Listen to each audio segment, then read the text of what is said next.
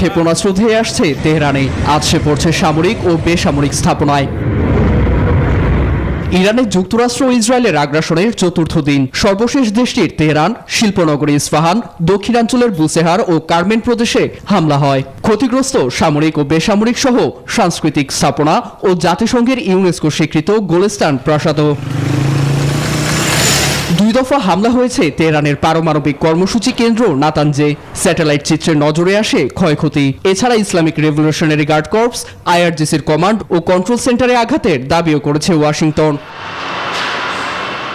কাতার ভিত্তিক গণমাধ্যম আল জাজিরার তথ্য বলছে, 4 দিনে ইরানের 153টি শহরের 5 শতাধিক স্থানে অন্তত 1039 বার হামলা চালিয়েছে ওয়াশিংটন ও তেল আবিব। এতে প্রতিনিয়ত বাড়ছে হতাহতের সংখ্যা। হাত গুটিয়ে বসে নেই তেহরানও। আতঙ্কের সাইরেন বাজছে ইসরায়েলে।